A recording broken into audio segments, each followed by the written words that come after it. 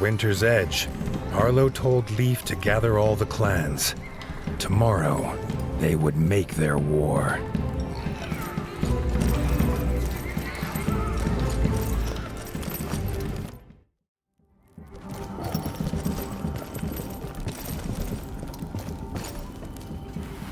Arlo went to bed, for once without despair. The king and the warden's forces together would make a last stand. They would sing of it forever. He wondered what sort of tale it would be.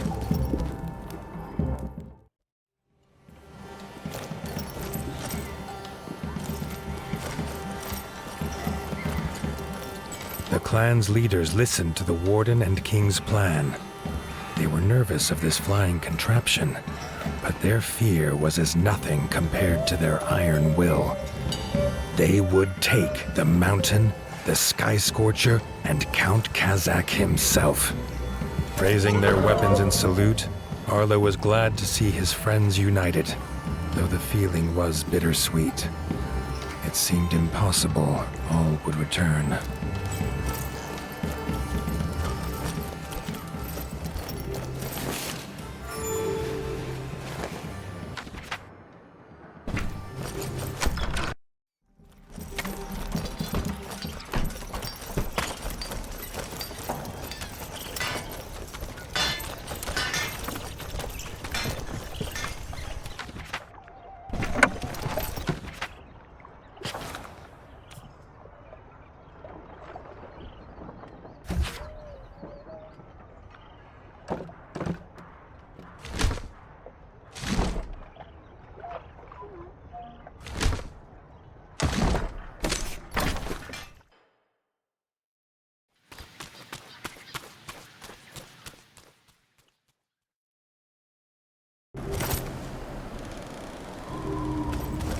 King Reggie's camp had creatures of every clan, armed and ready to fight.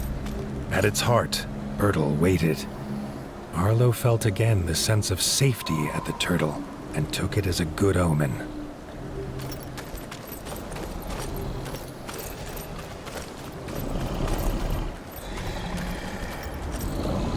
Bertel bellowed the order, and they felt the ground fall away. The ship lurched, as did the soldiers' stomachs. They held their nerve. Against the bats, they would need it.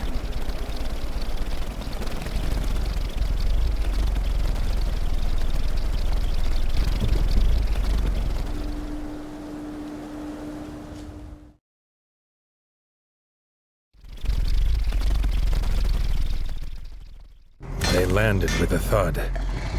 Arlo loved mountains, or had loved the thought of them in the great tales of far away. But this one he did not like at all. Its icy wind chilled more than his fur. They made hasty camp, readying themselves for the fight. Keeping busy stopped the frost from biting.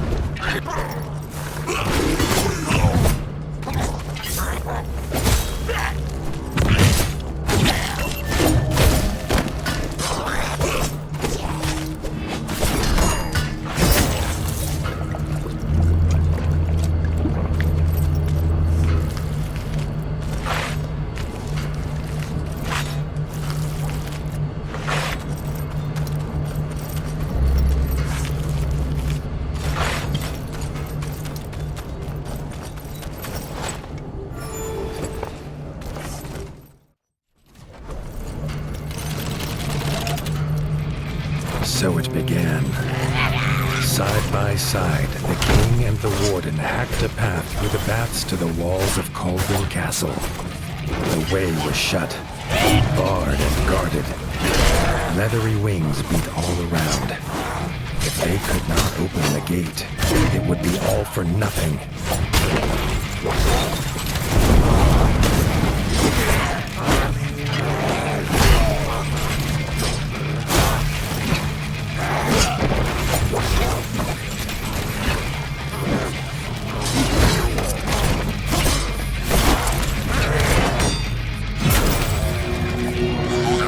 Reggie sounded his horn.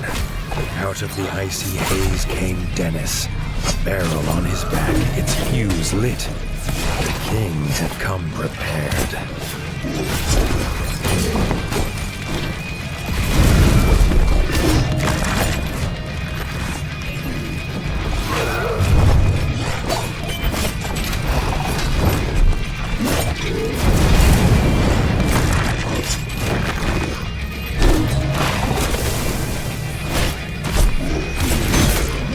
The gate was shattered with a boom that echoed across the mountainside.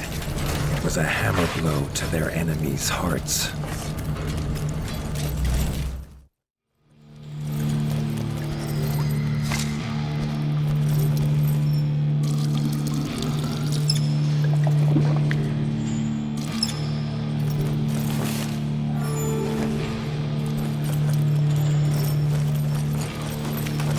Inside the castle, they found themselves in the chef's store. Before they could be disgusted at the contents, they had to take care of the chef.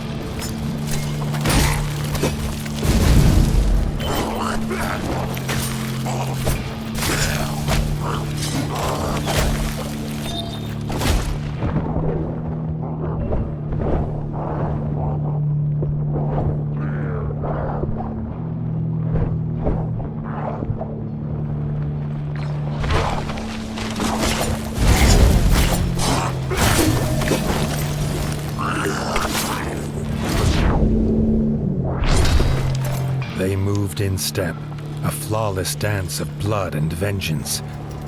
Neither knew that their own blood united them, but perhaps, just then, they felt it.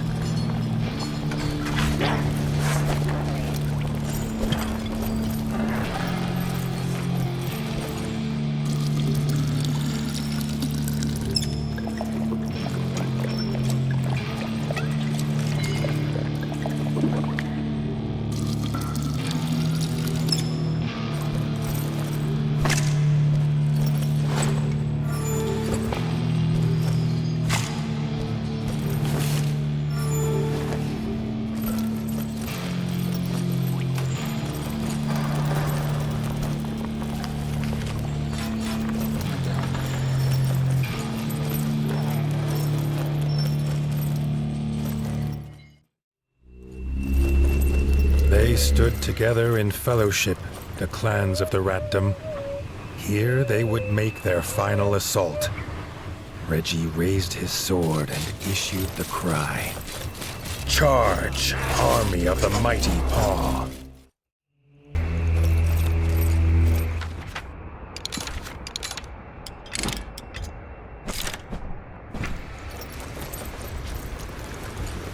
Emerging through the mist at the base of Mount Cauldron, Arlo came upon the king, locked in combat. Count Kazak and his undead Sky Scorcher. Arlo rushed to his side. But again, he was too late. The Sky Scorcher was gone, flying to the summit with the king in its claws. The despair took hold. Just then, he heard his friends fighting on. He could not abandon them. He stood tall. He would be their captain now, and they would follow, even under the shadow of Dark Wings.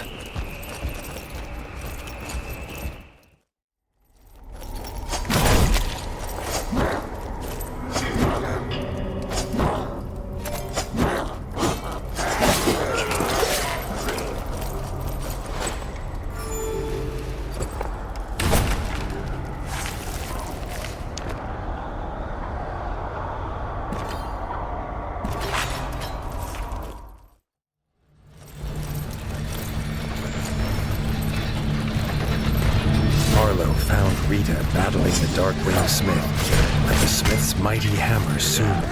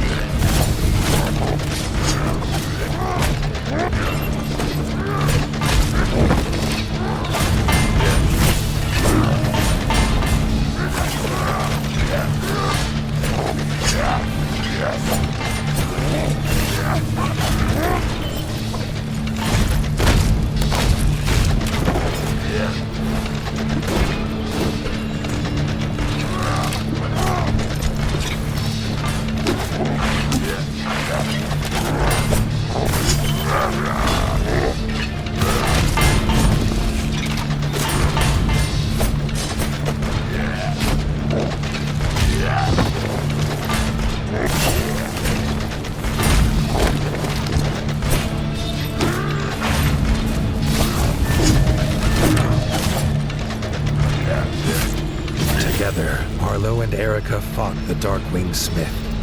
The fiery heat at the heart of the mountain burned hotter than any forge.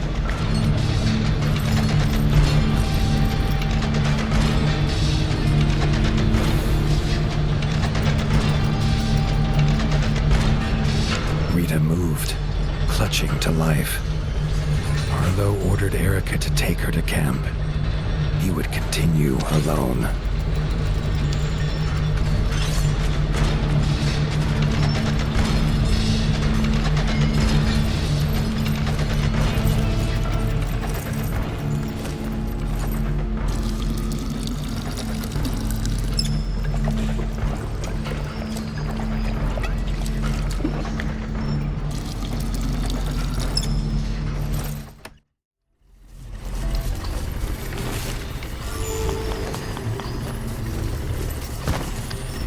His whiskers twitched and crackled. There was dark magic here. Sky scorchers in cages, abominations made by some spell.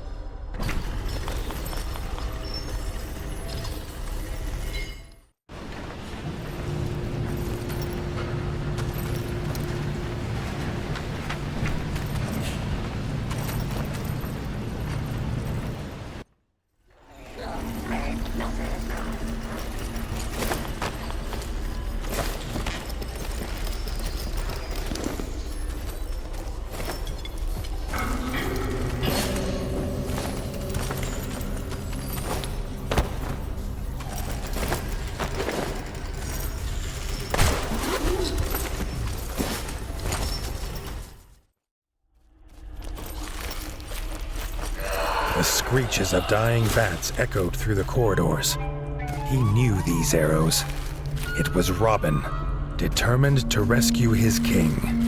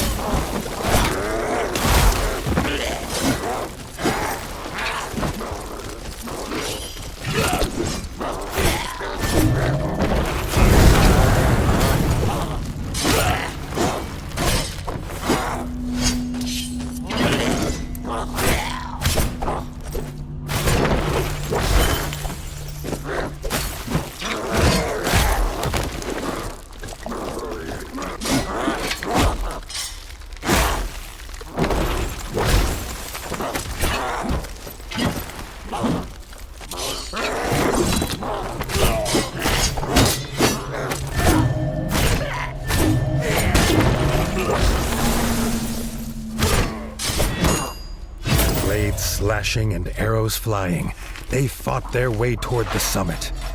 Would the king be alive when they got there?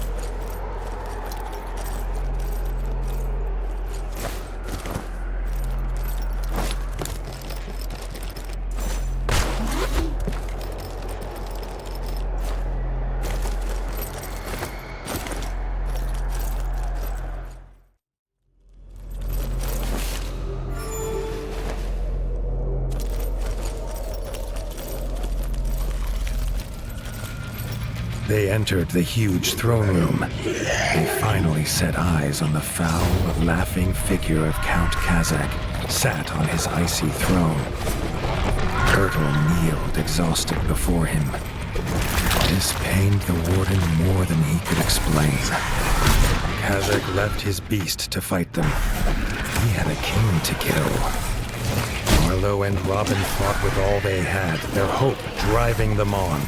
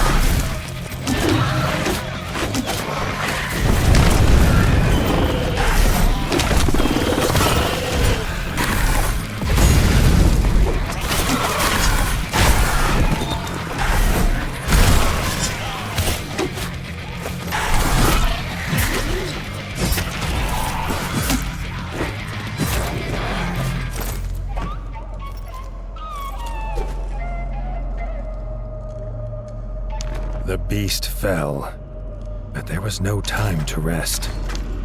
Leaving Robin to tend to Bertel, Arlo headed to the summit to find Reggie.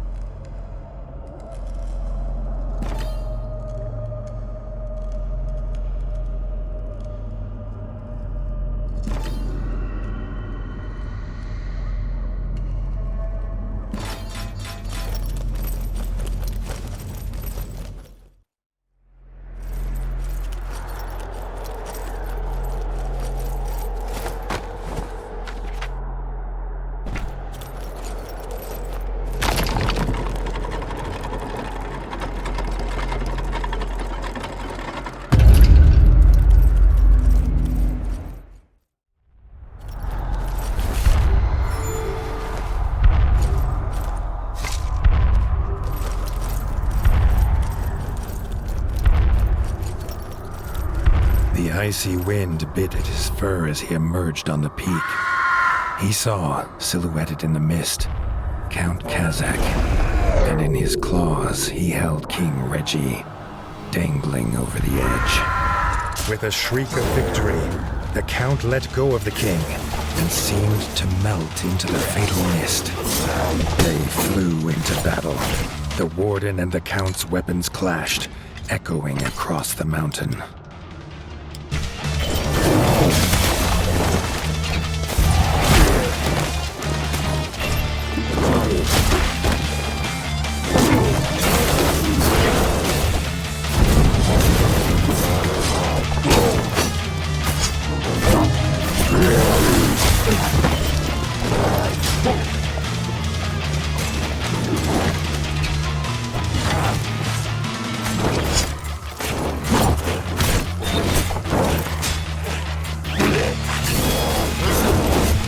Whoa.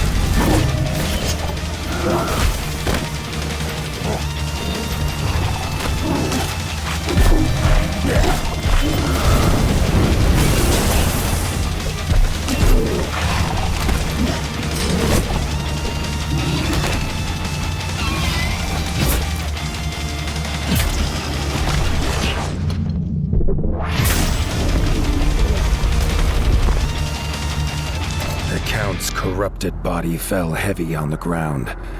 Arlo rushed to the edge, calling for the king, but the only answer in the mist was the icy wind. The war was won, but Arlo could not feel the victory. He barely noticed his friends join him. The fellowship bowed their heads in honor of their brave king. The tale of this war would be as much of loss as of winning.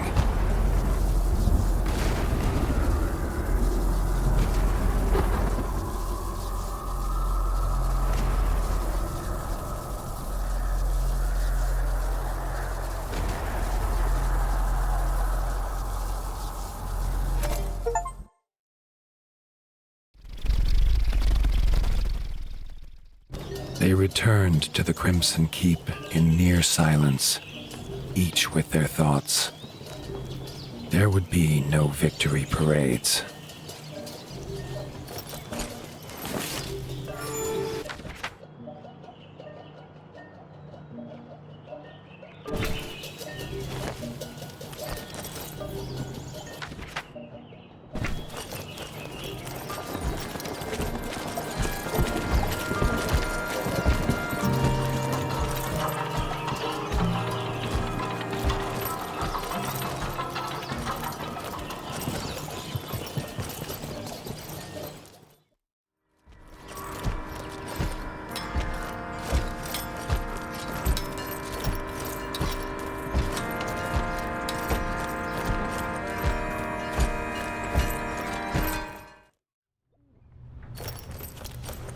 Arlo heard a commotion ahead.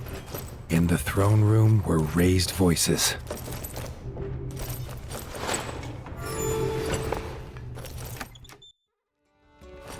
Bertel stood in front of Reggie's throne, holding the crown, asking who should now carry this burden. Dennis barged forward to claim it. He was brother of the king. It was his by birth. Robin stepped forward and proclaimed that Arlo was rightfully king. Without him, there would be no kingdom to rule. He had proved himself on the peak. He was not alone. Leaders of the clans stepped forward and echoed their favor of the warden. Arlo objected. He had no claim here. Bertel slammed his staff into the floor to silence the rising voices. He had a secret to tell. Arlo's father was King Rattus. Bertel himself had delivered him as a child to the warden. He had a claim, if he was willing to take it. Arlo felt the truth of it, and the paw of destiny seemed to push him forward to take his place upon the throne. Bertel placed the crown upon his head. The weight of rule was his now. Dennis had been forgotten in the shouts of joy from the clans. He raised his blade and swore vengeance. It was his birthright, and he would reclaim it from this usurper. Arlo set aside the warden and became the king. A new dawn broke over the land, bright and clear. The king sensed it would not last. The promise of his half-brother would surely mean war would come again. But that, as they say, is a tale for another time.